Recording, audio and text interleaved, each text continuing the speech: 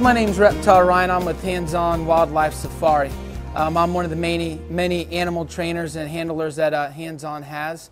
As a matter of fact, we got with me here today Gabby, who's one of our interns turned volunteer, and Czere here, that's actually getting ready to go off to vet school to work with big animals like this. Now Czere is a 4-year-old female Florida Panther Cougar hybrid. She's been with us since birth. She was actually born here at our facilities. We house all of our animals here at Jungle Adventures. The cool thing about the Panther is that they are the world's most endangered species of large cat.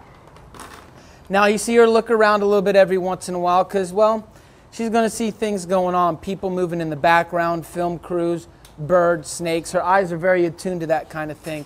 She's going to want to take a look at that, so we let her do that.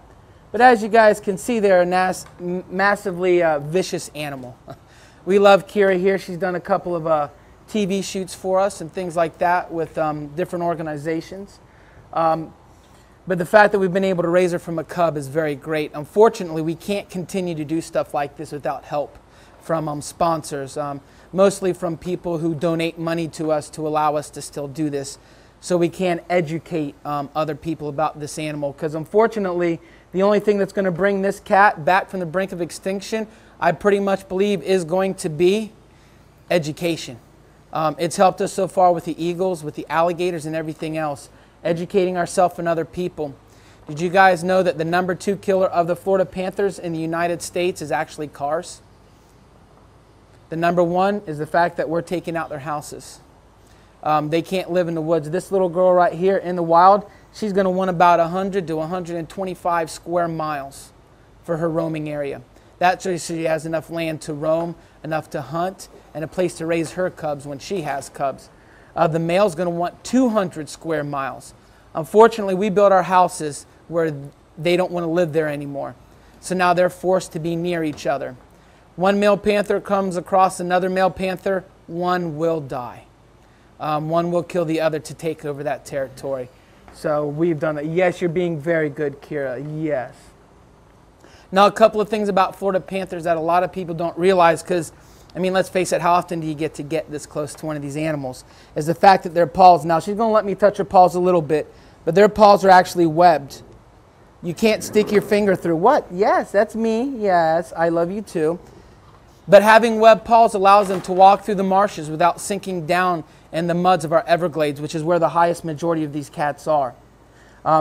Also, you can't see it on her, but on the top of her head, she's got a little bit of a cowlick. That cowlick is something that Florida Panthers have. Now that's actually a genetic mishap. But the fact that these guys don't have much room to roam, they end up inbreeding, which brings out a lot of the bad genetics. Also, her really long tail over there is another characteristic of a Florida Panther. Their tails are longer than most of the other large cats in the puma species because they run at a very high rate of speed, and they use it for balance. Now, black panthers.